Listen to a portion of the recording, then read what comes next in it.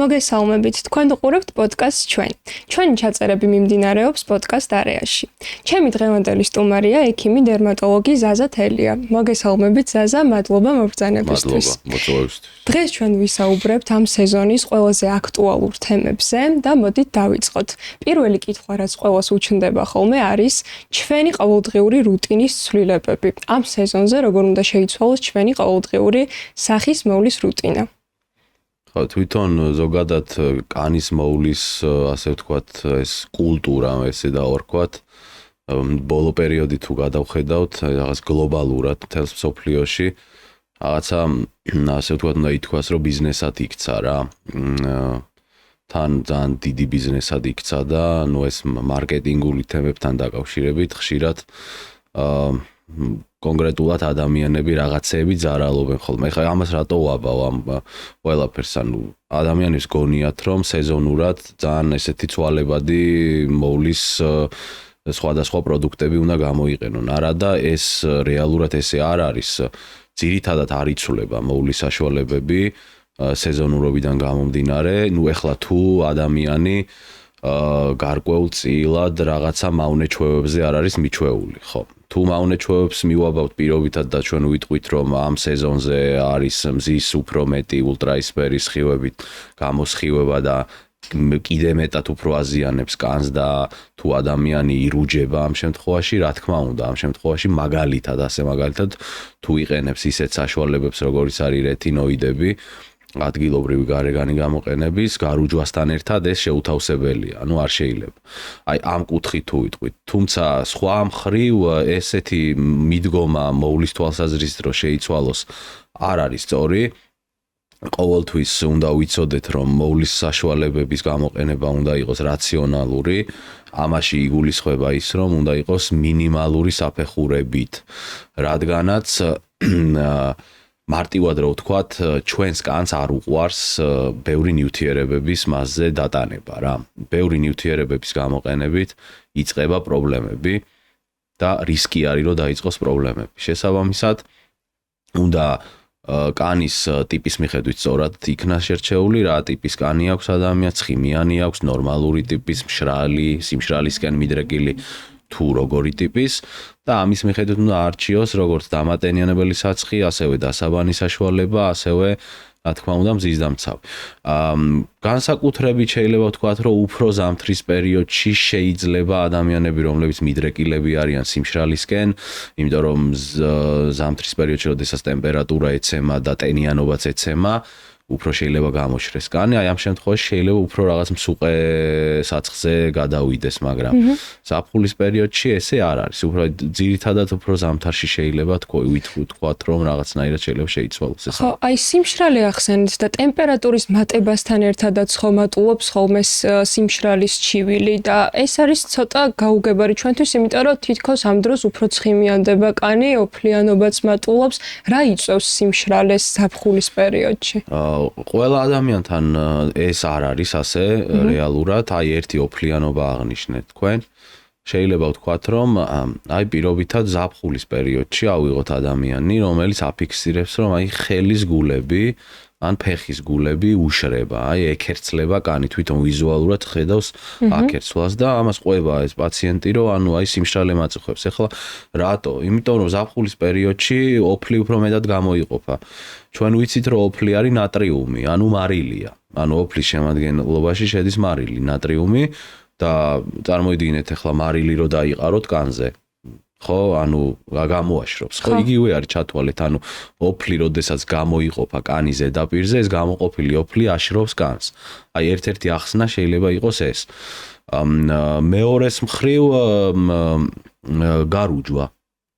გარუჯვით და რუჯის მიღებით, ანუ უпростоრად კანის შეფერვით, თუ კანი შეიფერა უკვე, ანუ მელანოციტმა მელანინი გამოიმუშავა და მელანინი არის ის რეალურად რაც უკვე პიგმენტს ანიჭებს კანს ვიზუალურად ულტრაისფერის სხივების მოქმედებით ჩვენს კანქვეშ არსებული ცხიმოვანი ჯირკვლის ფუნქციონირება ითრგუნება რეალურად და ესეც ერთ-ერთი მიზეზი ახსნისა შეიძლება იყოს რომ რაღაც კონკრეტულ ადამიანებს მაგალითად ამბობენ რომ მაგალითად გამოუშვათ კანი და ესეც არის ერთ-ერთი იმის მანიშნებელი აი როდესაც გამონაყრის ანუ აი მაგალითად აკნეს შემთხვევაში ზოგი პაციენტი აფიქსირებს რომ ზაფხულის დროს რუჯის მიღებასთან მიმართებაში გამონაყარი უმცირდებათ მნიშვნელოვნად.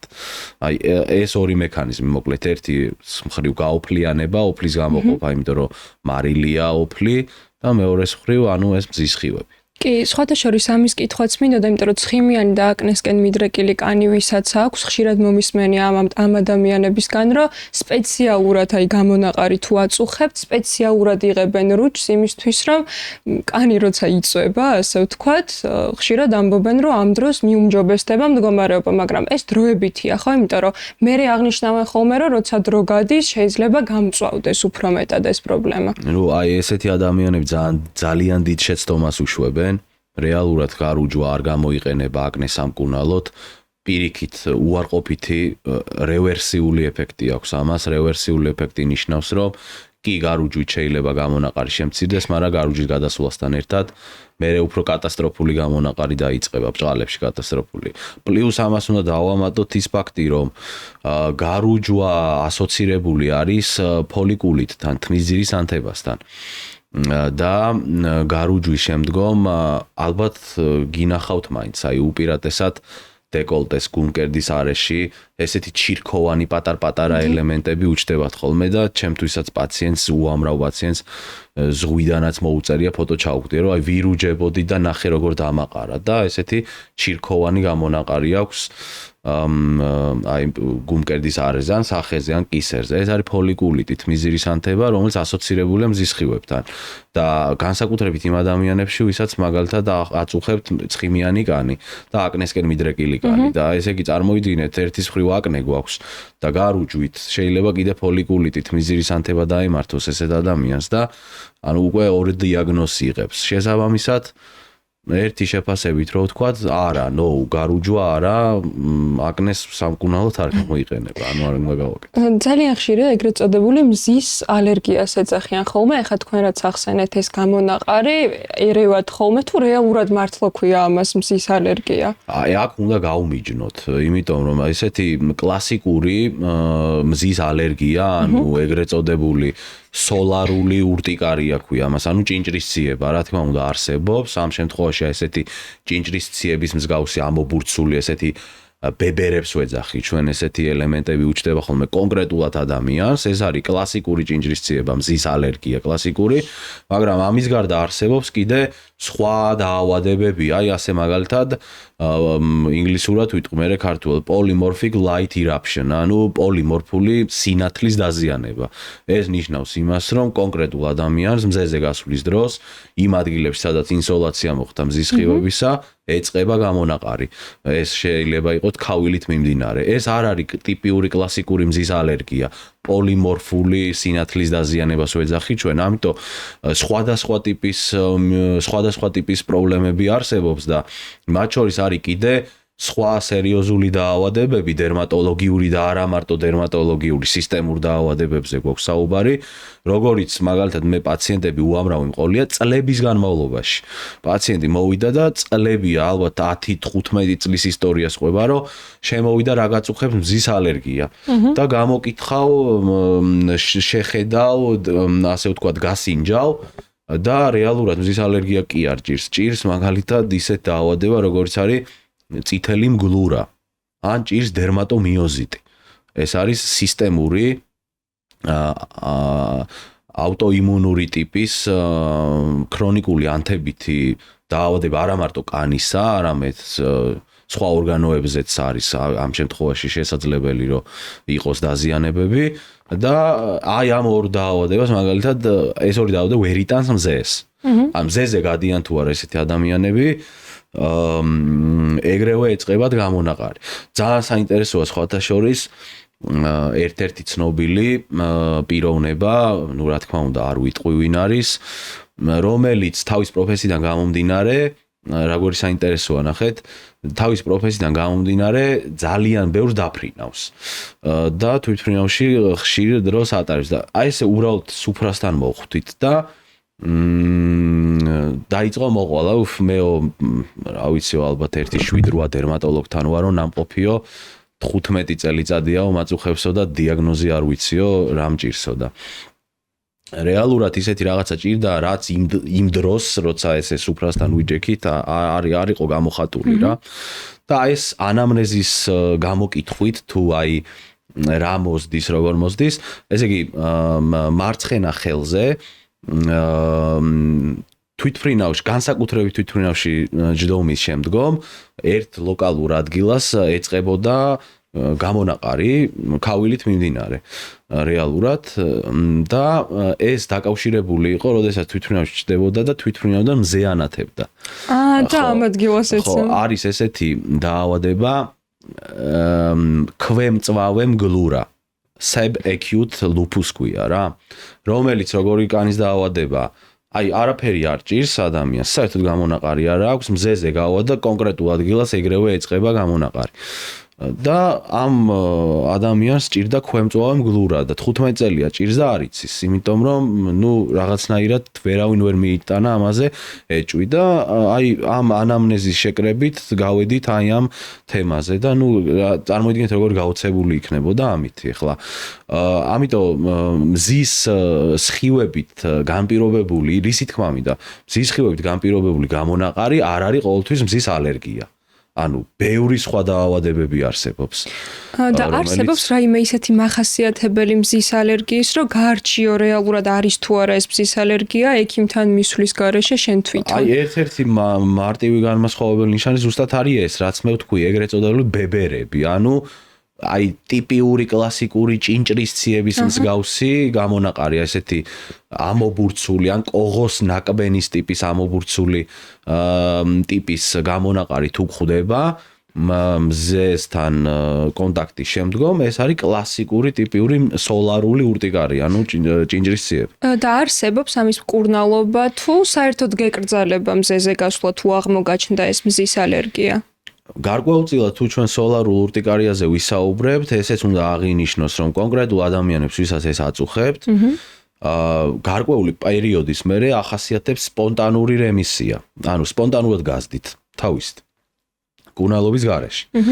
თუმცა შეკითხვა თუ არის რომ ანუ ასე ვთქვათ რამე დაუნიშნოთ რითაც განიკურნება პაციენტი ესეც წამალი არ არსებობს როგორც წესი ესეთი ჭინჭრისციების პრეპარატები არის ეგრეთ წოდებული ანტიჰისტამინები რომლებიც არის სიმპტომური წამლები აი როგორც ვადარებთ წნევის წამალს რომ წნევის წამალი ხო არ არის წამალი რომელიც წნევის დროს უნდა დალიოს ადამიანმა სულ უნდა სვას და ესე ვეუბნებით ხოლმე პაციენტებს ვისაც ქრონიკულად ჭინჭრისციება აწუხებს რო გამოგივა მაშინ კი არ უნდა დალიო აი ესე სულ უნდა სვა გარკვეული პერიოდი სანამ გაწუხებს და ნუ რა თქმა უნდა ტრიგერი ხო ტრიგერი არის მზის სხივები ეხლა ტრიგერს თუ არ მოერიდე აზრი არ აქვს აი დიფერენცირება ასოცირება შეიძლება განვახორციელო ასთმასთან ხო გაგიგიათ ასთმა აი რომ ხველა აწუხებ და ჰაერის უკმარისობა განვითარებულ ქვეყანაში მაგალითად ასთმას მართავს ალერგოლოგი აი ამერიკაში ალერგოლოგთან რომ მოხვდეს პაციენტი და ანამნეზით იწყება ეს ყველაფერი და შემდგომ გასინჯვით ასთმის დიაგნოზი დაისვა პირველი შეკითხვა არის მწეველი ხარ ანუ პაციენტისგან თუ არის პასუხი კი მწეველი ხარ ანუ მანდ მთავდება ყველაფერი განა რამე მკურნალობა დაინიშნება ეს გააკეთა არა პირველი არის წადი სიგარეტს თავი დაანებე და მერე დაბრუნდი და მერე ვისაუბროთ რატო იმიტომ რომ ასთმის ტრიგერი არის სიგარეტი ანუ სიგარეტი და ასთმა არის ერთმანეთთან ცეცხლი და ბენზინი და აი იგივე პარალელია ამ შემთხვევაშიც რა ტრიგერი უპირველეს არის მოხსენი ტრიგერი რაც არ უნდა რაღაცა ასე ვთქვათ ვუნდერკინდი ექიმი შეხვდეს ვეაფერს ვერ იზამს ისე კი ვერ დაგეხმარება ამიტომ ეს ძალიან მნიშვნელოვანია რომ პაციენტს ეს ესაუბრო რომ ტრიგერი რა არის, იმას უნდა მოერიდო. აჰა. ასევე სიცხესთან ერთად ზაფხულში ოფისებსა თუ სახლებში, სადაც არ უნდა ვიყოთ შიდა სივრცეში 24 საათის განმავლობაში თითქმის მუშაობს კონდიციონერი, ხო ყველგან. როგორ მოქმედებს ეს ხელოვნურად გამომშრალი ჰაერი ჩვენს კანზე და განსაკუთრებით ისეთი ქრონიკული პრობლემების მქონე პაციენტებზე, რომლებსაც შეიძლება ჰქონდეთ ეგზემა, ატოპიური დერმატიტი და ასე შემდეგ. კონდიციონერი ასე ვთქვათ კანზე ნაკლებად და კანის პრობლემებზე ნაკლებად, თუმცა უნდა აღინიშნოს, რომ აი ზედასასუნთქი გზების დაავადებების დროს არის მნიშვნელოვანი ტრიგერი და მნიშვნელოვანი მაპროვოცირებელი, იმიტომ რომ აი ეს აშრობს რეალურად აი სუნთქვის დროს და ესეთი პირდაპირი ასოცირება რომ კანზე მოხდეს, ესე არ არის, უფრო მეტად ზამთარში, როდესაც სახლში, ანუ ინდორ შიგნით, შენობებში ურთავთ გათბობას.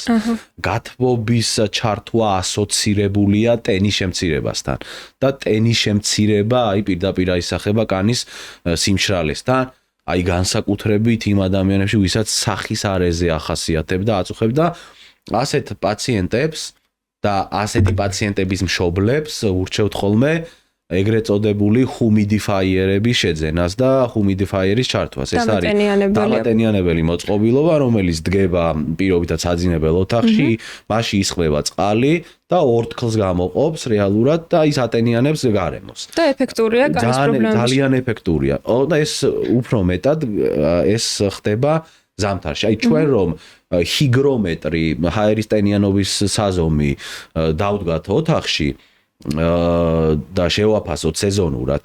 ზამთარში ტენიანობა ქვევით მოდის, ზაფხულში ზევით მოდის.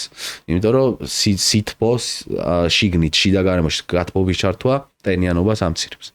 ასევე ზაფხულში ძალიან პოპულარული არის კომფორტისთვის უფრო მეტად თერმული წყალი, რომლითაც ადამიანები ცდილობენ რომ თავი გაიგრივონ, ხო?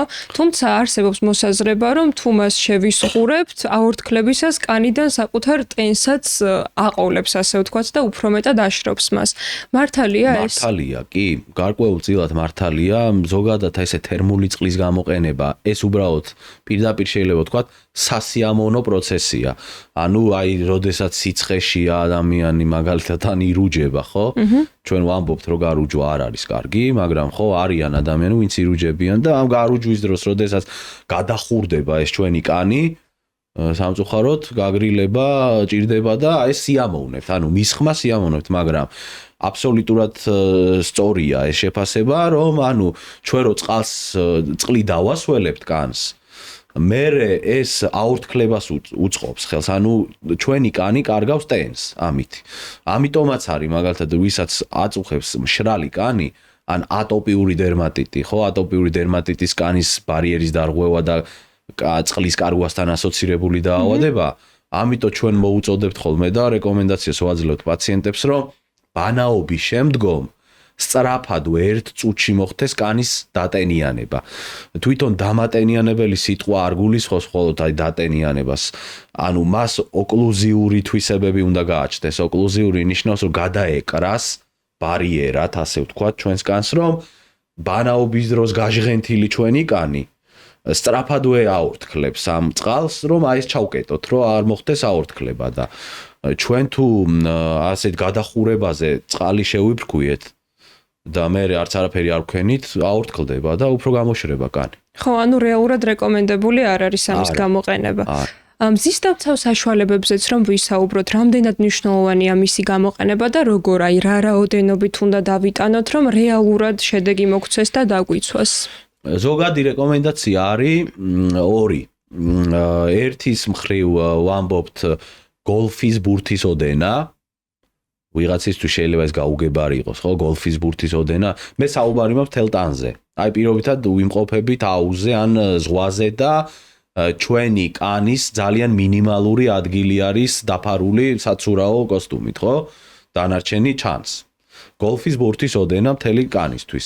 მეორე ვარიანტი არის 7 ჩაის კოვზის პრინციპი. ერთი ჩაის კოვზი სახეკისერი, მეორე ერთი ხელი, მესამე მეორე ხელი, მე-4 წინა ტორსი, მე-5 ზურგი, მე-6 ერთი ფეხი, მე-7 მეორე ფეხი. ანუ 7 ჩაის კოვზის პრინციპის ემაუნტი, ანუ რაოდენობა რეალურად.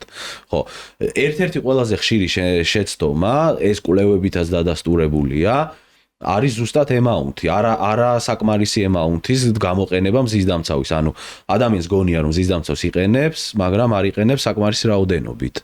და შესაბამისად ის ვერ იცავს. მზისდამცავი ისედაც 100%-ით ვერ გვიცავს. გვიცავს 93%-ით, 95 მაქსიმუმ რეალურად და ჩვენ თუ ემაუნტი რაოდენობა დავაკელით, შესაბამისად ეს პროცენტები ქვევით მოდის კიდევ. და ღრუბლიან ამინდში ან ოფისში ყოფნისას, აი, როდესაც მთელი დღის განმავლობაში შეიძლება საერთოდ არ გამოდიოდე გარეთ, მაინც გვჭირდება SPF-ის წასმა? კი, აი მაგალითად ეხლა ჩვენ ვიმყოფებით visible light-ის ქვეშ, ანუ ხილული სინათლეც დამაზიანებელია. ამას ემატება ინფრაწითელი სხივი. ინფრაწითელი სხივიც არის შიდა გარემოში, visible light-იც და ინფრაწითელიც და ღრუბლიან ამინდში კიდე ამას ემატება UVA, ანუ ულტრაისფერი ასხივი. იმიტომ რომ ულტრაისფერი ასხივს აქვს უნარი ღრუბლის გავლით მოხვდეს დედამიწის ზედაპირამდე და შესაბამისად ჩვენს კანამდე და არა მარტო კანამდე, კანგავლით ვისცერალურ ორგანოებამდე, ანუ ორგანოებამდეც კი აღწევს. ამიტომაც არის ზუსტად რომ ეს რაღაცა ის კი არ არის ახირება. რეკომენდაცია მეცნიერულად არის რომ მზის დამცავი უნდა იქნას გამოყენებული 365 დღე წელიწადში, იმიტომ რომ ზამთარშიც და ზაფხულშიც ულტრაისფერი სხივები, როგორც B, ასევე A არის დამაზიანებელი. ბესხივი ვერ აღწევს ღრუბლით, ანუ ბესხივს ღრუბელი ფილტრავს, ბესხივია პასუხისმგებელი დამწრობაზე უპირატესად. და ასხივი არის პასუხისმგებელი კანის დაბერებაზე, დანაოჭებაზე და კენსერზე, ანუ კიბოზე, ხო, ამიტომ არის რომ ზამთარ ზაფხულ ულტრაისფერის სხივებისგან უნდა იქნას ჩვენი კანი დაცული და ნუ შიდა გარემოში ხილული სინათლე, ინფრაწითელი სხივი. კი ბატონო, მაგრამ აი ასაკის კუთხით რო შევხედოთ, ბავშვები, რომლებიც შეიძლება ესე ყოველდღიურად რაღაც რუტინას არ მისდევენ, რა ასაკიდან იწყება გამოყენება SPF-ის? აი ყოველდღიურ 0 წლიდან. იმიტომ რომ 0 წლის ასაკიდან, როგორც კი ბავშვი იბადება, მზის ულტრაისფერი სხივები მის კანზე და ორგანიზმზე ახდენს სერიოზულ ნეგატიურ გავლენას და უარყოფითი შედეგებია. აქ ეხლა შეიძლება გაჩნდეს სპეკულაცია, რომ აი აბა მაშინ რა უყოთ D ვიტამინს, ეს აბსოლუტურად სპეკულაცია არის, იმიტომ რომ ჩვენს კანს D ვიტამინის გამომუშავებისათვის სჭირდება სულ მცირე რაოდენობით, 5 წუთის ოდენობით, წარმოიდგინე 5 წუთის ოდენობაში კვირაში 3-ჯერ 5 წუთის ოდენობით მზის ინსოლაცია. აი მაგალითად 5 წუთი ესე რომ გავიაროთ ქუჩაში და მზემ ჩვენ სახეს დაანათოს, შემორჩა, ანუ ადეკვატური რაოდენობით D ვიტამინი გვაქვს თუ გამომუშავებული. გისვია სახეზე დამცავი მაინც? მაგ შემთხვევაშიც კი. მაგ შემთხვევაშიც კი, ანუ მზის დამცავი არ უშლის ხელს ამ საკითხს რეალურად. და ანუ რა გამოდის, რომ ბავშვს ყოველდღიურად მაგალითად სკოლაში რო უშვებ მშობელი, უნდა წაუშვათ მზის დამცავი, დიახ. ყოველდღიურად. კი, ყოველდღიურად რეკომენდებული. ბაზარზე არის უამრავი არჩევანი, როგორც ვახსენეთ. აი რა ტიპის მზის დამცავის საშუალებები არსებობს და რით განსხვავდება ისინი ერთმანეთისგან? თქვენ ახსენეთ UVA, UVB, როდესაც ვარჩევთ დამცავს ასევე კანის ტიპსაც როგორ უნდა შევუხამოთ, ასე ვთქვათ? ორი ტიპის მზის დამცავი, ნუ პირველ რიგში ვთქვათ, რომ დღევანდელ რეალობაში სერიოზული და კარგი კომპანიები, რომლებიც აწარმოებენ კანის მოვლის პროდუქტებს, უკვე უშვებენ მზის დამცავებს, რომელიც ავტომატურად პირდაპირ აწერია UVA-ს, B-ს plus UVA, ანუ ორივე სხივისგან იცავს. როგორც წესი ესეთი ხდება და კიდევ უფრო კარგი კომპანიები იქ ინფრაწითელი სხივისგანაც იცავს და visible light-ისგანაც, ანუ 4 დაცვით არის. რომელიც ნატურიდანაც შეიძლება მოდიოდეს. და გაჯეტებით, ხო, გაჯეტებითაც გამოსხივება აზიანებს კანს. SPF-ი როცა აწერია პროდუქტს, SPF-ი თვითონ ნიშნავს, რომ ეს არის ულტრაისფერი ბესხივისგან დამცავი. ანუ მარტო ბესხივზეა საუბარი. ამიტომ უნდა ეწეროს A-ც. ანუ UVB-ს plus UVA უნდა ეწეროს. UVB-ს თუ და A თუ აწერია ორივე, ესე იგი ეს კარგი მზის დამცავია. ეს ერთი. მეორე, არსებობს ქიმიური ფილტრაციის და ფიზიკური ფილტრაციის. იდეაში ახლა ვიღაცებს გონიათ, რომ ფიზიკური ფილტრაცია ნიშნავს, რომ ქიმიური ნივთიერებები არ შედის, არა, ეგრე არ არის. ნებისმიერი მოლეკულა, რომელიც არის აი ამ ნივთიერებების მოლეკულები, ყველა ქიმიურია რეალურად, მაგრამ ყოფთ ესე ფიზიკურს და ქიმიურს. ვისაც აწუხებს უფრო მშრალი კანი, ან გრძნობიარე სენსიტიური კანი, აი ისეთი როგორც აი მაგალითად როზეიშა, ანუ როზაცეა, ესეთი დაავადება სიცითლით მიმდინარე, ხო? მათთან უფრო ტოლერანტული, უფრო კარგად ეგუებიან ფიზიკური ფილტრაციის მზის დამცავებს, რომელშიც ფიზიკურში შედის თუთის ოქსიდი, ტიტანის დიოქსიდი, რკინის ოქსიდი, მაგალითად, აი ეს არის მინერალური და არის აქეთ ხარეს ქიმიური, როგორც გითხარით, ოქსიბენზონი, ავებენზონი, ესეთი ნივთიერებები არის, რომელიც არის ქიმიური. განსხვავება მათ შორის არის ის, რომ ფიზიკურია ესე ირე კლავს, ქიმიური შთანთქავს. ქიმიურს თუ წავისმევთ, ეს ულტრაისფერი სხივი მოდის და ეს ნივთიერებები ულტრაისფერ სხივს შთანთქავს, ანეიტრალებს და ფიზიკური ასხლეტას ახდენს, ანუ ისხლიტება და მიდის. ეს არის განსხვავება მათ შორის. ხო, ასევე საინტერესოა, რას ნიშნავს ეს რიცხვები SPF 15, 30, 50, აი რა სხვაობა? ხო, აი ხა პირველ რიგში ეგ უნდა აღინიშნოს, რომ ეს არის სტანდარტიზირებული რიცხვები. ანუ რეალურად შეიძლება ვთქვათ, რომ ცოტა გვატყუებენ. მაგრამ ცუდი კუთხით არა, ანუ რას ნიშნავს? აი მაგალითად, თუ მზის დამცავს აწერია SPF 50. ეს ნიშნავს იმას, რომ ადამიანი, რომელიც მზეზე ყოფნის დროს, მზის დამცავის გარეშე, მისი კანი მაგალითად 20 წუთში, 20 წუთი არის მისთვის საჭირო, რომ 20 წუთში მისი კანი გაწითლდეს, დამწრობა დაიწყოს, აი გაწითლება დაიწყოს, თუ ეს ადამიანი გამოიყენებს SPF 50-იან მზის დამცავს, ეს რიცხვი უნდა გავამრავლოთ იმ წუთზე, აი 20 წუთში ხო წითლდება კანი, 20 ჯერ 50. ჩვენი კანი SPF-ის გარეშე 20 წუთში გაწითლდა და ეს წავისვიდა 1000 წუთი დაგვიცავს. ვერ დაგვიცავს 1000 წუთი. უბრალოდ სტანდარტიზირებულად ესე არის რეალურად რა, ანუ რიცხვი მოკლედ აღნიშნავს იმას, რომ ეს რიცხვი უნდა გავამრავლოთ იმ დროზე, რა დროც არის საჭირო კონკრეტული ადამიანისთვის კანის გაწითლებისათვის.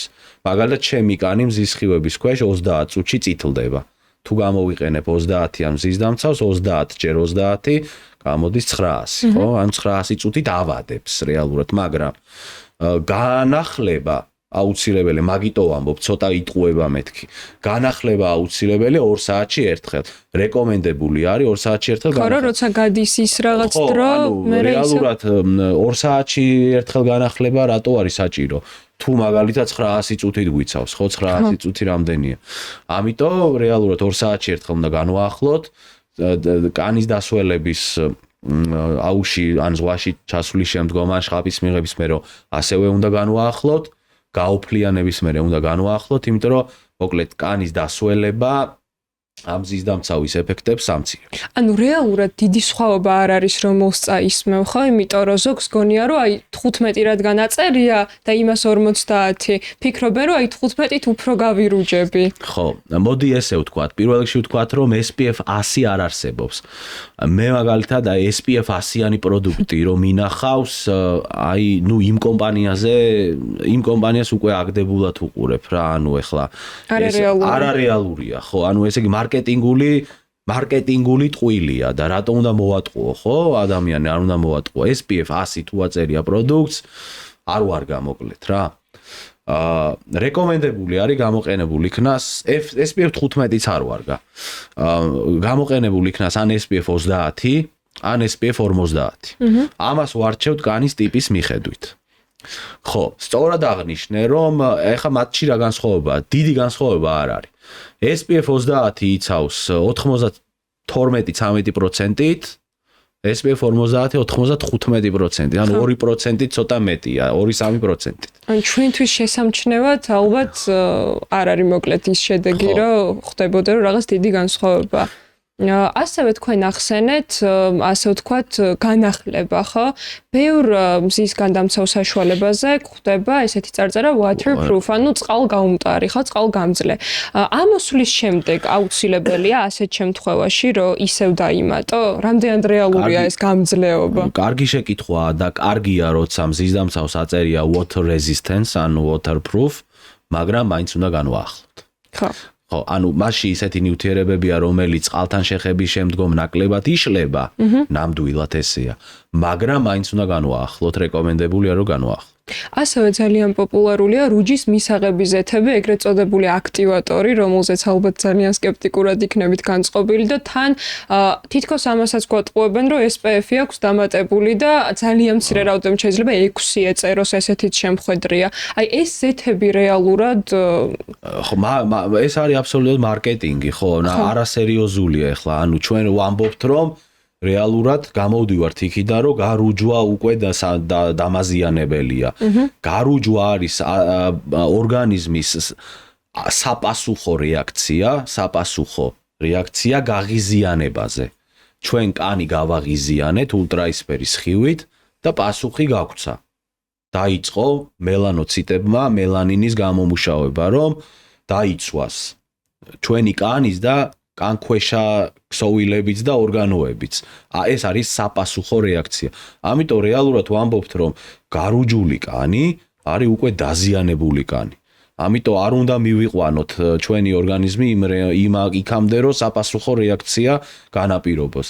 შესაბამისად, თუ ვამბობთ, რომ გარუჯვა არის მავნებელი, მაშინ რაზე ვსაუბრობთ ახლა, რომ ანუ გასარუჯის საშუალება, რომ ადვილად გავირუჯოთ, არასერიოზ. ეს იგივეა რომ სოლარიუმზე ვისაუბროთ ახლა და ადამიანმა თქვას, რომ მე წინარე სეზონზე, სანამ ზღვაზე წავალ, დავდივარ სოლარიუმში, რომ მე ზღვაზე წავიდე, რომ არ დავიწვა.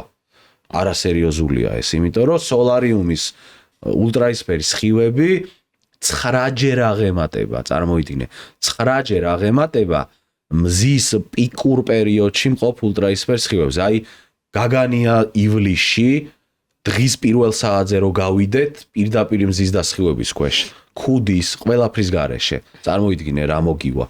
აი იმას 9-ჯერ აღემატება, წარმოიდგინე. ანუ იქ რო დაწვე, რავი, კატასტროფაა და ეს რაღაც მოგონილი კი არ არის. სტატისტიკა, ლიტერატურაში სტატისტიკას რო გადახედო, აი ამ თენინგ ბედებით, ამ სოლარიუმის აპარატები რა ხდება საერთოდ და როგორი ისენია სიმსივნეების განვითარებები და ისინი, რა ვიცი, ახლა იქ ვინც შევა, რავი, ალბათ თავი არ უყვარს რა. ეგრე გამოდის. და ამ ზეთების შემთხვევაში იზრდება ხო, რა თქმა უნდა, სიმსივნის განვითარების რისკები.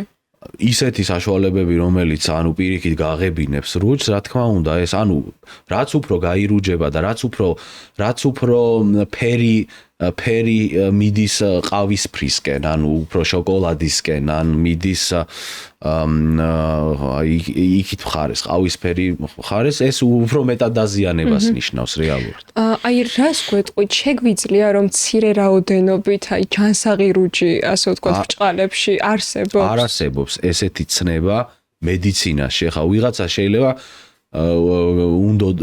უნდოდეს რომ ეს გაიგოს და ჩემთვისაც პაციენტს უკითხავს შეკითხვები პირდაპირი და ირიბი შეკითხვები, არაპირდაპირი შეკითხვები არსებობს, ხო? ანუ შენ ხვდები როცა გამოცდილება აქვს, პაციენტსაც დაუსვია შეკითხვა, როგორი შეკითხვა იცით, რომ უნდა რომ შენგან მიიღოს თანხმობა რაღაცის გაკეთებაზე, ხო? შენ რო ამაზე თანხმობა უთხრა, ესე იგი რეალურად რა შვები ატყუებ. ერთი და მეორე, ანუ აზიანებ, ხო? ანუ ექიმი ხარ იმისთვის, რომ პაციენტს თან იყო გულწრფელი, არ მოატყუო და არ დააზიანო, ხო? და ამიტომ ეხა შეკითხვას რო გაძლევს ადამიანი, რომ აი მცირე რაოდენობით რო გავირუჯო რა, ან რა ვიცი, მე ვერ გავცემ ესეთ რეკომენდაციას, იმიტომ რომ ვამბობ, ჩემ მოგონილი არ არის, მეცნიერულად ესეა, რომ გარუჯული კანი არის უკვე დაზიანებული კანი, ეს არის კანის საპასუხო რეაქცია გაღიზიანებაზე. გაღიზიანდა, საპასუხო რეაქცია, ეს უნდა ახსოვდეს ადამიანს და მესმის, რომ ლამაზია, გარუჯული კანი ძალიან ლამაზია, შეიძლება ვთქვა, რომ მეც მომწონს გარუჯული, მაგრამ რაღაცა რაც მოგწონს, ყველაფერი კარგი არ არის და არსებობს ალტერნატივა რეალურად, ავტორუჯი. და აბსოლუტურად იგივე ფერზე შეიძლება მივიღოთ ჩვენი კანი ავტორუჯის გამოყენებით, რომელიც არის სრულიად უსაფრთხო. სრულიად უსაფრთხო. ამიტომ ვისაც უყვარს გარუჯული კანი, მაგ შემთხვევაში რეკომენდაცია არსებობს, რომ გამოიყენოს ავტორუჯი. რეალურად. ანუ ის მოსაზრება, რომ აი დილის 8 საათიდან 11-მდე 4-5 საათის შემდეგ, როცა UV ინდექსი შეიძლება უფრო დაბალი იყოს, ეს მაინც არ გვაძლევს იმის საშუალებას, რომ ჩვენ ვთქვათ კი რუჯზე ხო? არ გვაძლევს, რა თქმა უნდა. ეხლა ის პიკური პერიოდი არის, ისეთი პერიოდი, რომ ნუ იქ გასვლა არის, რა ვიცი, თუ მაინც და მაინც გადიხარ, ალბათ ცეცხლში ჩახტომას ნიშნავს, ეხლა ზოგადად ეს, მაგრამ ეს იმას არ ნიშნავს, რომ 8-დან 11 საათამდე უსაფრთხოა, 5-დან 8-მდე საღამოს უსაფრთხოა, ანუ არ ნიშნავს ამას. რეალურად როგორია ულტრაისფერი სხივების გავლენა ჩვენს ორგანიზმზე, აი მთლიანად ჩვენს ორგანიზმზე, ესე რომ დამაზიანებელი, ყველა კუთხით დამაზიანებელი და უნდა აღინიშნოს და აღვნიშნე, რომ არა მარტო კანი,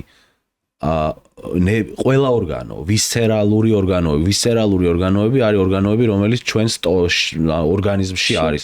გული, ფილტვები, თირკმელები, ღვიძლი, ელენთა, სისძარღვები, ლიმფური კვალი, ყველაფერზე გავლენას ახდენს უარყოფის, განსაკუთრებით ულტრაისფერი ასხივი.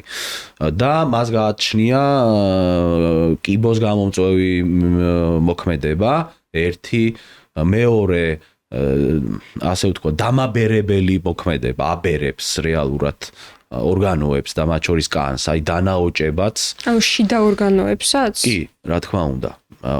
ანუ სერიოზული უარყოფითი ზეგავლენა გაჩნდა. ეხლა აქ შეიძლება რაღაცა სპეკულაციები იყოს, მაგალითად ვინც გვისმენს და ის რომ ნუ ესე ვთქვათ, რომ რაღაც მზე ცუდია და მზე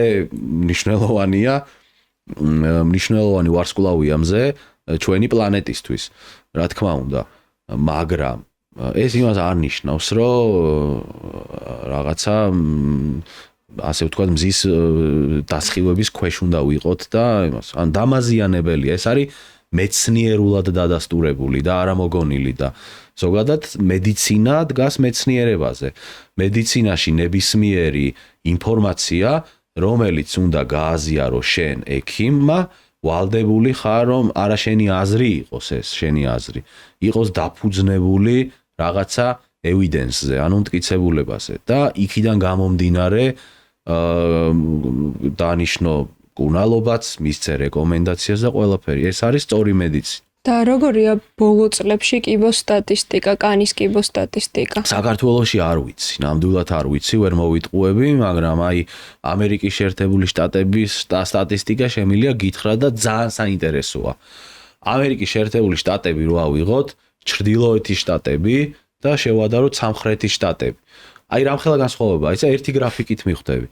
სამხრეთ შტატებშია მელანომები და კანის კიბოები უსწრებს, რავი, 100-ჯერ, ვიდრე ჩრდილოეთის შტატებში. რატო? სამხრეთ შტატებში არის უფრო მეტი ულტრაისფერი სხივები და უფრო თბილა. და ზღვის სანაპიროა და ადამიანები უფრო მეტად ირუჯებიან. განსაკუთრებით გამოირჩევა კალიფორნია. განსაკუთრებით და ამერიკის შეერთებულ შტატებში სერიოზული აგიტაცია მიმდინარეობს და ამ აგიტაციას ახდენს AAD, ანუ American Academy of Dermatology, ანუ ამერიკის დერმატოლოგთა აკადემია, დერმატოლოგები, რომლებიც აი ესე გამოსცემენ, ყველგან აქვთ Instagram-ზეც, Facebook-ზეც, აი ესეთი საგანმანათლებლო ინფორმაციები. თუ რამდენად დამაზიანებელია მზის სხივები, რომ არ გაირუჯოთ და აი ეს აგიტაცია, ამ აგიტაციას ახდენ. ამის აგიტაციას უნდა მოახდინოს ექიმმა, რა თქმა უნდა, იმიტომ რომ ექიმისგან უნდა მიიღოს რჩევა ვიღაცა იჯერებს, ვიღაცა არ იჯერებს, ვიღაცა გლანძღავს, ვიღაცა ამბობს, რომ ეს სულელია. ვიღაც რისკზე მიდის. ხო, ნუ, მაგრამ ეს ყველას არჩევანია, ხო? ეხლა ვიღაცამ შენთან პაციენტი რომ მოვიდა, უნდა დაგიჯეროს და უნდა გენდოს და თუ არ გენდობა, ესეც პარადოქსია საქართველოში სხვათა შორის, მოდის ვიზიტზე პაციენტი და მერე წავიდა და მეზობელმა უთხრა სხვანაირად, ან მასწავლებელმა უთხრა სხვანაირად, არა კაცო ეგ არ მიიღო, კაცო აი ეს დალიე და იმას დაუჯერა. პარადოქსი ხო არის, მერე ბრუნდება შენთან და რო კითხავ, ანუ იმკურნალე, არა არ მიკურნა, აბა რაღაცე მოხვედი მეორეჯერ, ჩემს ანახავად ხო არ დადიხარ. ანუ ეგეთი პარადოქსები ხდება, ამიტომ ნდობა, ვისაც ენდობი, იმის აზრი უნდა გაითვალისწინო და ის ადამიანი უნდა იყოს ამაში პროფესიონალი. ყველაფერი არ იცის, მედიცინაშიც იმხელა დარგია, ყველაფერი არ ეცოდინე. რაც არიცი, არ არის ეს სირცხვილი, რომ თქვა, რომ არ ვიცი და მე არ არის ეს ჩემი. და ასევე ცნობილია, რომ ადრეულ სტადიაზე, როდესაც კანის კიბოს ეხება საქმე, ადვილად შეიძლება ეს კლასიფიცირდეს შეცდომით კანის სხვა დაავადებებში, ხო და შედეგად ბევრი ადამიანი აგვიანებს ხოლმე ექიმთან მიმართვიანობას. აი, რა ნიშნებს უნდა მივაქციოთ ყურადღება სახლის პირობებში ხალების დათვალიერებისას, მაგალითად, როგორც ვიცი, არსებობს რაღაც ABCD წესი, ხო? და რა სიხშირით უნდა გაკეთდეს ეს ციფრული დერმატოსკოპია, ესეც საინტერესოა. ციფრული დერმატოსკოპია არის მარკეტინგი. პირდაპირ გეტყვით, იმიტომ რომ ციფრული დერმატოსკოპია არის იგივე დერმატოსკოპიაზე დაფუძნებული მეთოდი და ჩვენ თუ გადავხედავთ მტკიცებულებებს ევიდენს, დერმატოლოგის თვალს ვერ ცვლის ვერაფერი. იმ აპარატურაში არის ჩამონტაჟებული ეგრეთ წოდებული ხელოვნური ინტელექტი, რომელიც აფასებს ამას, მაგრამ თუ კვლევებს გადავხედავთ, ხელოვნური ინტელექტი დერმატოლოგის, გამოცდილი დერმატოლოგის თვალზე უკეთესად ამას ვერ შეაფასებს. უბრალოდ ციფრული დერმატოსკოპია გამოიყენება იმისთვის, რომ სურათები, ფოტოები იქნა შენახული და მე დადარებული. მაგრამ ჩვენ დღეისათვის გვაქვს დერმატოსკოპები,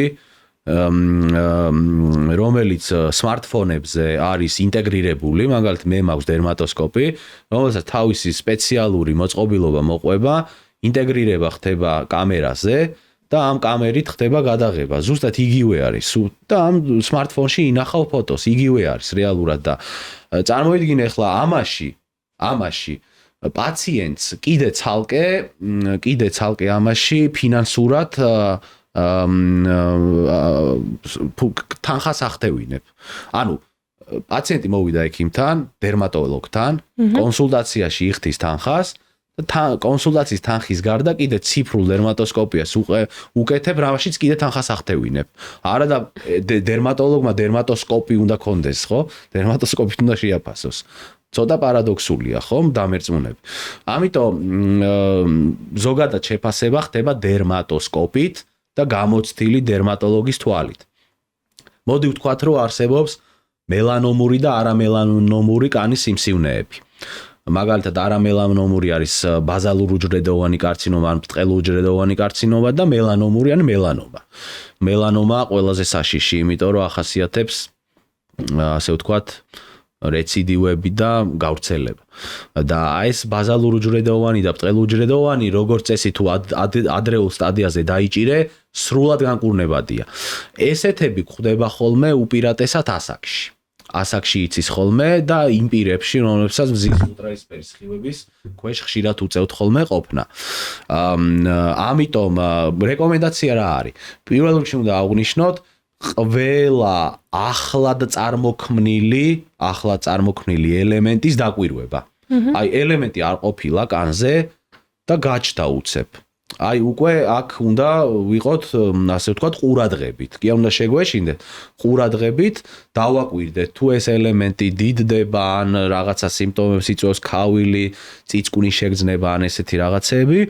ამ შემთხვევაში უნდა მივმართოთ დერმატოლოგს, განსაკუთრებით იმ ადამიანებმა, რომლებიც არიან 50 წელს გადაშორებული.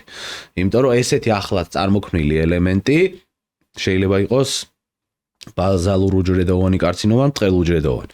ეს ერთი. მეორე, მელანომა. არის მითი, რომ მელანომა უპირატესად ხალიდან გვარდება. არ არის ესე. მელანომის უმეტესი ნაწილი პროცენტულად ახლად წარმოქმნილია. ანუ ხალიდან კი არ გადაგვარდა.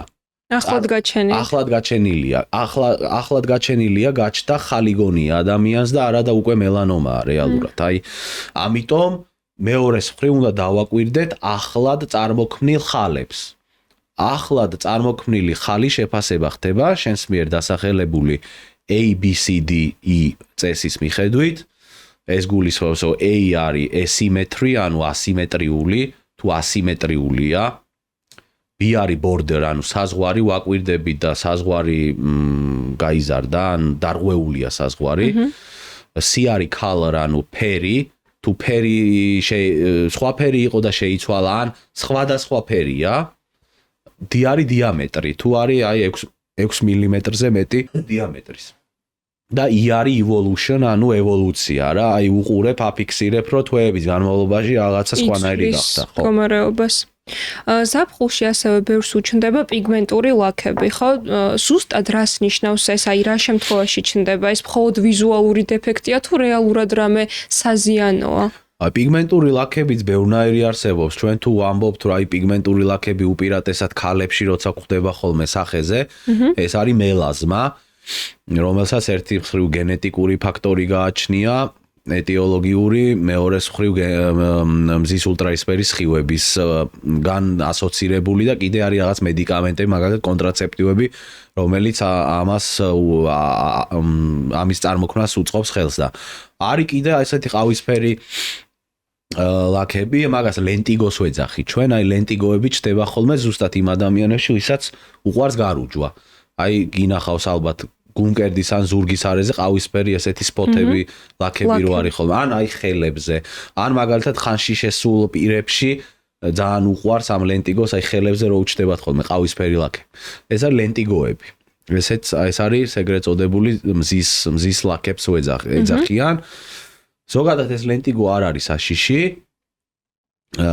მაგრამ მაინც უნდა დაკვირვება და არის კიდე ესეთი აქტინური კერატოზები, ну აქტინური კერატოზი არ არის ლაქა.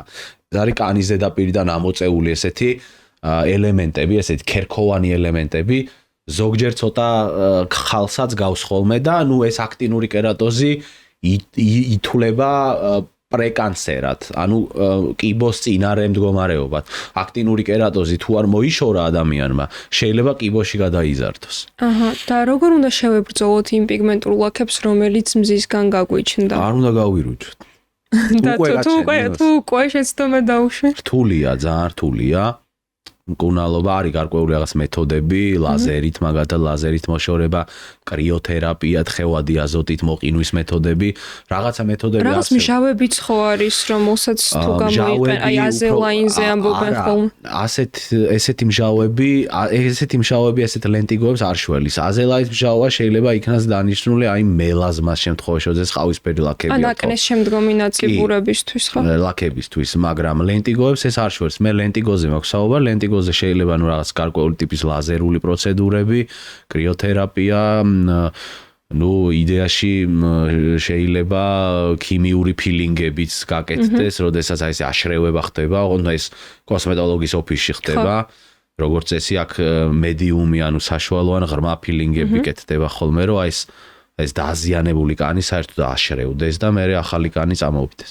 აი ამდენი წელია ამ პროფესიაში ხართ, ყველაზე უცნაური ან ისეთი ხალხური მეთოდით მოსული ჩივილი რა ყოფილა, რის გამოც მოგმართათ პაციენტმა? აჭარიდან ყავდათ ბავშვი ჩამოყვანილი, წარმოიდგინე, რომელსაც დაახლოებით 7-8 თვის განმავლობაში აწუხებდა გამონაყარი და ქავილი ამ ბავშვს. და განსაკუთრებულად ეს ძლიერდებოდა ღამის საათებში რეალურად. ну ღამის საათებში ქავილი იცის ხოლმე სკაბიესმა, ანუ ბღერი მუნმა, მაგრამ ну მუნი რეალურად არ იყო. და ამ ბავშვთან რეალურად დავსვი დიაგნოზი, რომ საწოლის ბაღლინჯო, ეგრეთ წოდებული ბედბაგი, რომელიც ეს არის ბაღლინჯო, რომელიც მატრასშია, ღამე სიბნელეში მატრასიდან გამოდის, ადამიანს კბენს და მერე შედის. შუქი რო აანთო, აი ქავილი აქვს ხო ბავშვს, უცებ ღამე, შუქი რო აანთო ეგრევე იმალება, ანუ ვერ დააფიქსირებ. და ესე იგი მშობელთან, დედასთან დაახლოებით 7-8 თვის წარმოიდგინე ეს ამბავი, ჩემთან მოსვლის მერე 7-8 თვის განმავლობაში გრძელდებოდა. რომ მე ვუმტკიცებდი, რომ ეს არის კბენა, ანუ კბენს ბავშვს რაღაცა ბაღლინჯო საწოლში და ნუ დედა, ნუ ბუნებრივია მესმის მისი, რომ ანუ გადარეული იყო, რომ რას ქვია როგორ კბენს, ყველაფერი ნახე, ყველაფერი შევამოწმე, ყველაფერს ვაკეთებ, დეზინფექცია, ყველაფერი და 7 თვის თავზე დილით ტელეფონს ხსნი, WhatsApp-ს და აი ესე ხელით დაჭერილი ბაღლინჯო, რომელიც აღმოაჩინეს, როგორც იქნა. და გაიარა პრობლემებმა ყველაფერი. ანუ შეძლეს რომ ამ სინათლეზე დაეჭირათ? ხო, ნუ აი რაღაცები რაღაც რეკომენდაციები კი იყო ზოგადად როგორ ხდება ამის, ანუ შუქის ანთების გარეშე შეიძლება აი ფანრით რაღაცა, მაგრამ ვერ მოახერხეს რა რეალურად, ანუ 7 თვის განმავლობაში ვერ მოახერხეს ამის ასე ვთქვათ ის და ანუ რა თქმა უნდა ბუნებრივია პაციენტს ამ შემთხვევაში უჩდება გარკვეული ტიპის შეკითხვები, რომ არასწორი დიაგნოზია დასმული. ანუ რეალურად შენთან იყო 7 თვე პრობლემა უგზელდება, ვერ არჩენ. და აი იმის თქმა მინდა, რომ ის მქონდა სულ რაღაცა გარკვეული ტიპის დაძაბული ის იყო, კი კომუნიკაცია ქონდა.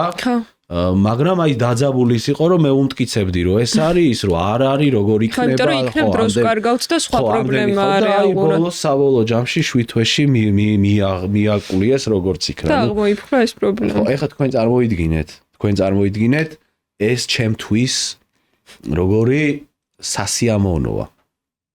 ანუ შენ რო რაღაცა თქვი რეალურად და არ გიჯერებს რაღაცა კითხვის ნიშნები არის, თვეები გრძელდება ეს ყველაფერი და ბოლოს შენი ნათქვამი იყო მართალი რა. ამიტომ აი ექიმობა მაგითია მომხიბვლელი რა, ანუ ძალიან ისეთი პროფესია მაგკუთხით. სასიამოვნო რა. ასევე როგორც ვიცი თქვენთან ძალიან აგრესიული აკნეთიც მოდიან ხოლმე და ძალიან ისეთი ხელშესახები შედეგებით მიდიან და წარმომიდგენია ესეც რამდენად ემოციურია, იმიტომ რომ იმდენად აისახება ეს მენტალურ ჯანმრთელობაზეც განსაკუთრებით აი გარდამავალ ასაკში რომ აწუხებთ ბავშვებს ეს პრობლემა რომ ვიცი რომ მთლიანად ხასიათზე და თავდაჯერებულობაზე და ყველაფერზე აისახება. ესეთი შემთხვევა თუ გახსენდებათ რაიმე რთული და მძიმე შემთხვევა, რომელსაც ხანგრძლივი და კომპლექსური მკურნალობის შემდეგ გაუმკლავდით და დაამარცხეთ და გაიმარჯვეთ და რეალურად რა ემოციაა ექიმისთვის ეს, როცა პაციენტი მიდის სრულიად გამოჯანმრთელებული და გაბედნიერებული, ასე ვთქვათ თქვენგან.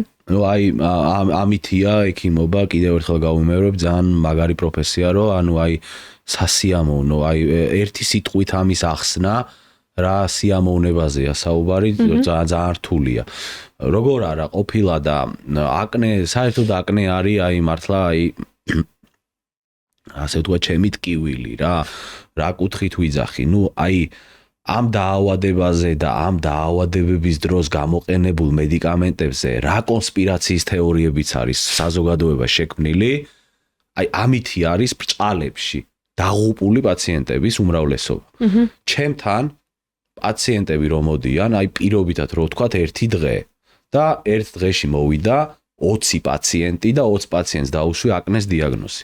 20-დან 18 არის უკვე დაგვიანებული. ანუ მკურნალობა უნდა დაიწყო წლების წინ და უკვე დაგვიანებული მოდიან. ანუ იმის თქმა მინდა რომ რთული ფორმით რა, არსებობს სუბოქი ფორმა, საშუალო რთული. და რთული ფორმით მოდის რატო?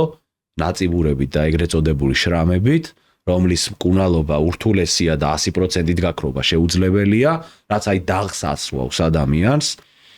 იმიტომ მოდიან რთული ფორმით, რომ დაგვიანებულია. თავის დროზე სწორი მკურნალობა არ დაინიშნა, ან არ მიმართა და ელოდებოდა. და ეს ძალიან სამწუხაროა და რატო არ დაინიშნა და რატო ელოდებოდა, ეგ ცალკე საკითხია. ზუსტად ეგ არის აი კონსპირაციის თეორიები, ერთის მხრივ. კონსპირაციის თეორიები თვითონ დიაგნოზთან მიმართებაში, რომ ავიცი მე საკვებთან, კუჭნაწლავთან დაკავშირებული რაღაცა, ანუ სისულელეები, აბსოლუტურად სამეცნიერო მტკიცებულებებს მოკლებული სისულელეები. და ანუ ყოლია პაციენტი რაღაცა 3-6 თვე კუჭნაწლავს მკურნალობდა. და აკნე ჭირდა რეალურად. რა თქმა უნდა, არაფერი არ უშველა არაფერმა, იმიტომ რა შუაშია კუჭნაწლავი, არაფერ კავშირში არ არის ამასთან. არ არის აკნესთან დაკავშირებული? საერთოდ არანაირ კავშირში არ არის, საერთოდ.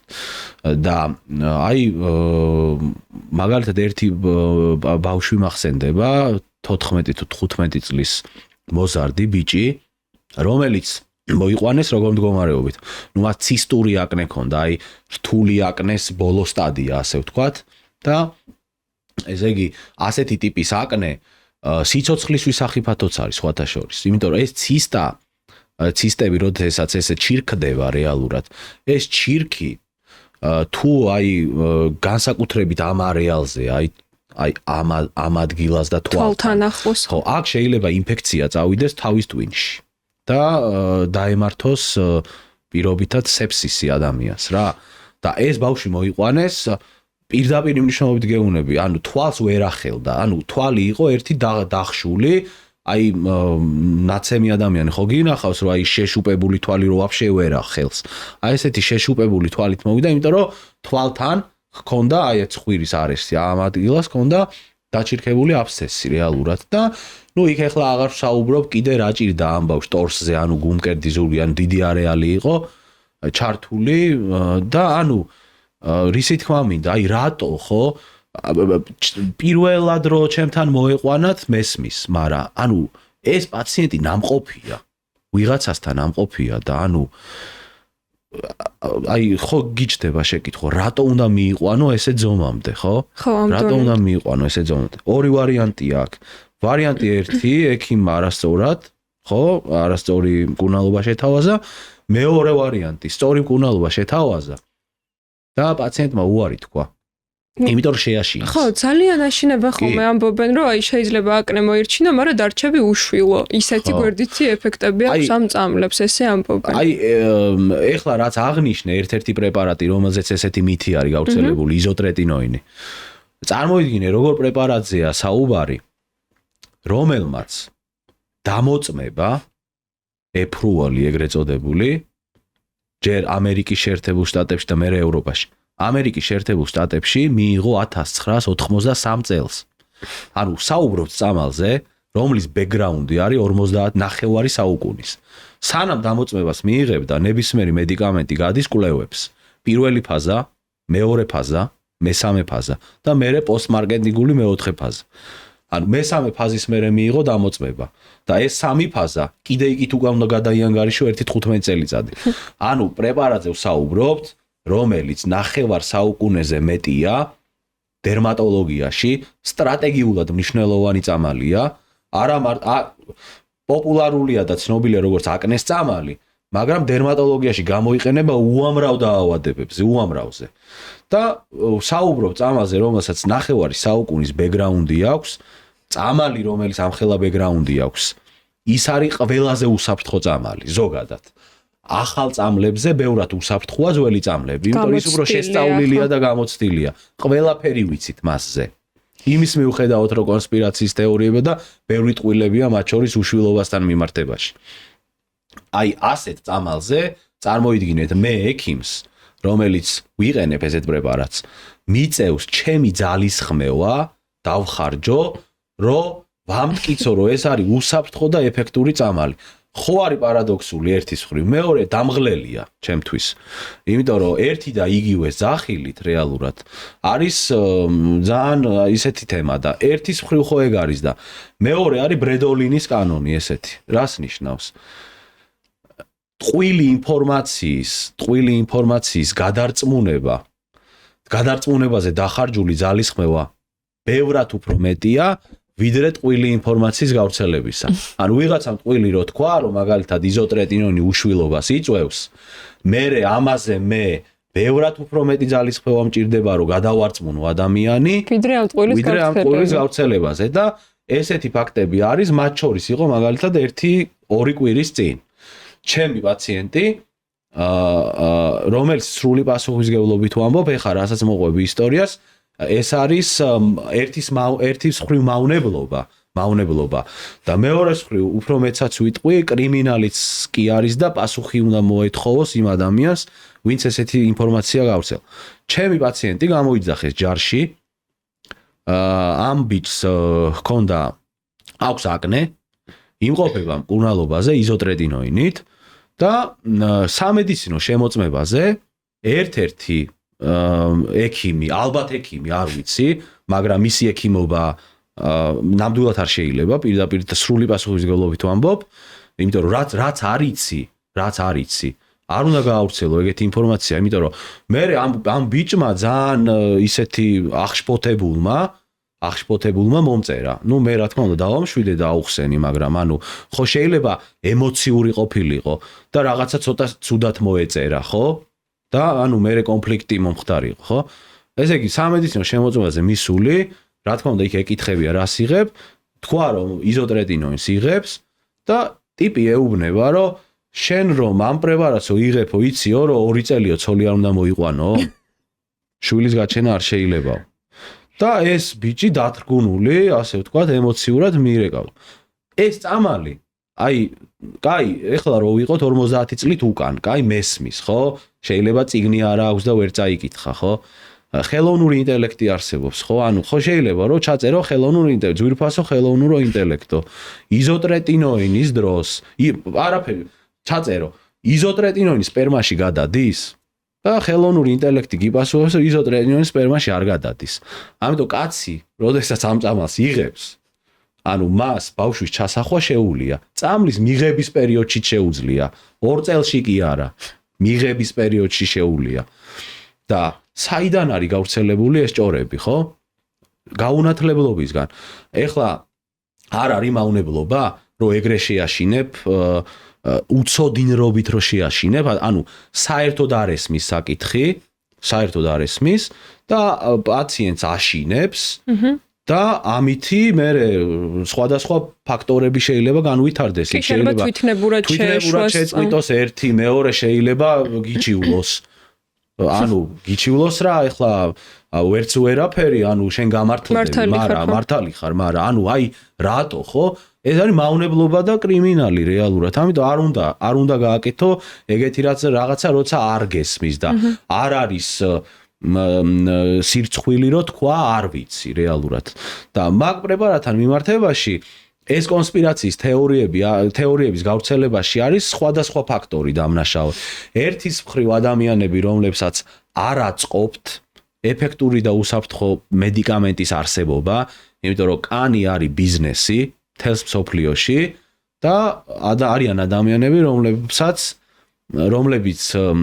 რომლებიც სთავაზობენ პაციენტებს პირობითად აკნეს სამკურნალოდ რაღაც საშუალებებს და მე პაციენტი რო ხედავს, რომ ეფექტური და უსაფრთხო წამალი არსებობს, ამას არ ყიდულობს რეალურად და ეს ადამიანი აკეთებს რას, რომ წამალს სახელი გაუტეხოს, ცუდი თქვას, რომ შეაშინოს პაციენტი, რომ წამალზე უარი თქვას და წავიდეს და ის იყიდოს.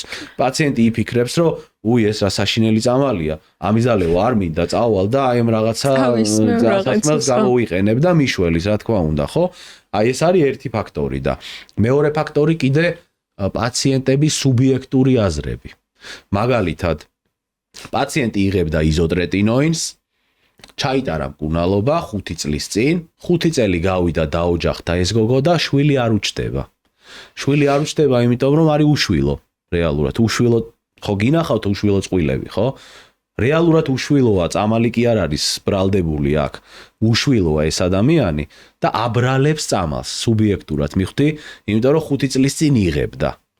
აი ესეთი ფაქტორები, ანუ ერთის მხრივ პაციენტის სუბიექტური შეხედულება, მეორეს მხრივ ეს კონსპირაციის თეორიები. ამიტომ ზოგადად ვამბობთ ხოლმე და პაციენტებს ვეუბნები ხოლმე, რომ ერთმანეთში აზრების გაცვლა პაციენტებს შორის არ არის მართებული და სწორი.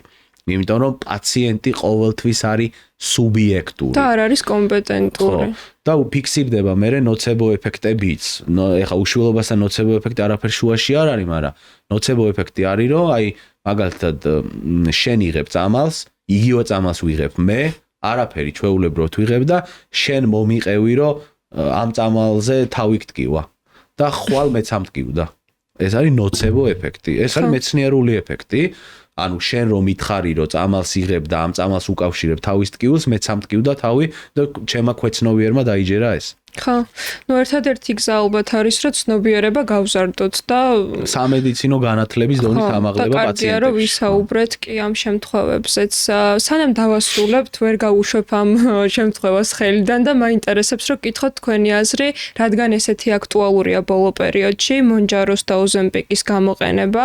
ბევრმა ადამიანმა თვითნებურად დაიწყო ეს, რაც წარმოუდგენელია და მაინტერესებს თქვენ რა ინფორმაცია გაქვთ, რამდენად უსაფრთხოა ეს მედიკამენტი ჯანმრთელობისთვის და როგორ აისახება ასევე წონის მკვეთრი კლება კანზე, იმიტომ რომ ცნობილი ტერმინია უკვე ოზემპიკ ფეისი, ანუ ოზემპიკის სახე და როდესაც კანი კარგავს ელასტიურობას და მკვეთრად ბერდება. რა შეგიძლიათ რომ თქვენ გითხრათ ამაზე? ოზემპიკ ფეისი ნამდვილად ფიქსირდება და უმეტეს შემთხვევაში ასეთი პაციენტებში აი ეს კანქვეშა ქსოვილის განლევის გამო ეგრეთ წოდებული ასეთი შეცვლილი სახეები. თვითონ ოზემპიკი და მუნჯარო ოდნავ განსხვავდება ერთმანეთისგან. ოზემპიკი არის GLP-1-ის აგონისტი,